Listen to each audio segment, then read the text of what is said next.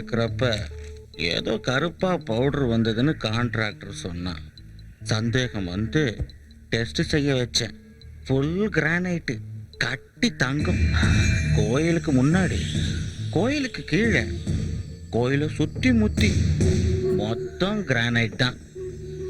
எவ்வளவு கம்மியா கணக்கு போட்டு பார்த்தாலும் குறைஞ்சது 100 கோடி தேரும். உண்மையாவா?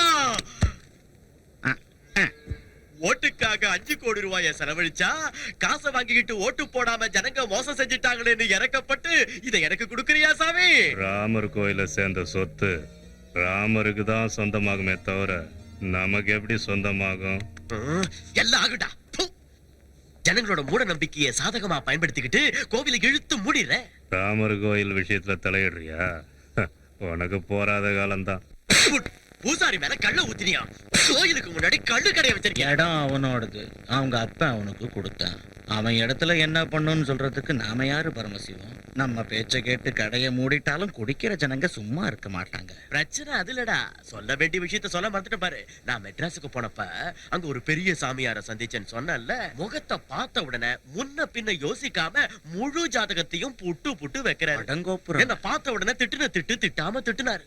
இந்த ஊருக்கு வாஸ்து தோஷம் இருக்கு, அது வேற ஒண்ணு இல்ல, அந்த ராமர் கோயில் தான். அதனால தான் உங்க ஊர்ல மழை பெய்யாம பயிர் விளையாம வறட்சியால ஜனங்க வாடிக்கிட்டு இருக்காங்க. உடனடியா அந்த கோயிலை இடிச்சிட்டு ஆத்தங்கர ஓரத்துல புதுசா ஒரு கோயில் கட்டுனா ஊர் ஜனங்க எல்லாரும் சந்தோஷமா இருப்பாங்கன்னு என்கிட்ட சொன்னாரு. ஐயா ஐயா ஐயா, இது சாதாரண கோயில் இல்லைங்க. நீங்க எத்தனை கோடி செலவு பண்ணி கட்டி கொடுத்தாலும் இதோட புனிதத்தன்மை வராது. ராமபிரானும் சீதா பிராட்டிய வனவாசம் போனப்போ ஓய்வு எடுக்கிறதுக்காக இந்த இடத்துக்கு வந்தாங்க. அதோட ஞாபகார்த்தமா அந்த காலத்துல இந்த கோயிலை கட்டினாங்க. அத்தகைய புனிதமான சரித்திரம் வாய்ந்த கோயிலை இடிக்கிறது மகா பாவம். ஒருவேளை அதையும் தாண்டி இந்த கோயிலை இடிச்சீங்கன்னா பெரிய பிரளயமே உருவாகி இந்த ஊரே நாசமா போயிடும். அந்த பகவான் உங்களை தண்டிக்காம விட மாட்டான். ஐயா, உங்க காலை பிடிச்சு கெஞ்சி கேட்கிறேன், உத்தேசத்தை மாத்திக்கோங்க ஐயா. இது நல்லதுக்கு இல்லையா? வேண்டாங்க ஐயா. ஐயா, நான் சொல்றது கேளுங்க ஐயா. ராமச்சந்திர பிரபு, ராமச்சந்திர பிரபு.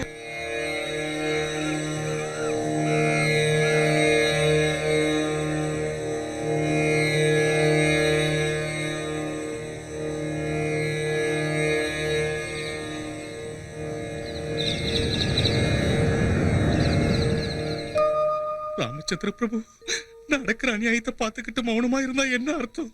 உன் கோயிலை நீதான் காப்பாத்திக்கணும். அவரால எதுவும் முடியாதுங்க. ஆமாங்க, சீதையை கடத்திட்டு போனப்ப கூட பொறுமையா தான் இருந்தாரு. பாவம் என்னோட அப்பாவிங்க. அவரால எதுவும் முடியாது. என்ன செஞ்சாலும் எங்க தலைவர் தான் செய்யணும். கடல் தாண்டி போய் சீதை இருக்கிற இடத்த கண்டுபிடிச்சாருல்ல, லங்கையே எரிச்சாருல்ல. இந்த ராமர் கோயில் விஷயத்துல மட்டும் சும்மா இருப்பாரா? போட்டு தாக்கிடுவாரு. நேரம் கிளம்பி வந்துகிட்டு இருப்பாரு. எங்க ஆஞ்சநேய சுவாமி இருக்கும்போது உங்க ராமருக்கு என்னங்க பயம்? இந்த கோவிலுக்கு எதுவும் ஆகாது.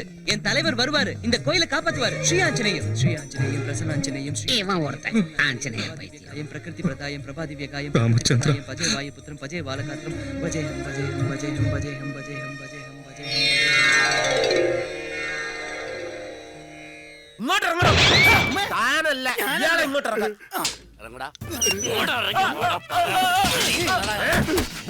ആ ഭൂപതിയുടെ വായിൽ നിന്ന് നിന്റെ പേര് പുറത്തു വരുന്നതിന് മുമ്പ് എന്നോട് പറഞ്ഞു തൊലക്കടാ, നീയാണ് വിഗ്രഹം മോഷ്ടിച്ചതെന്ന്. ഇത് മന്ത്രമോ തന്ത്രമോ കുതന്ത്രമോ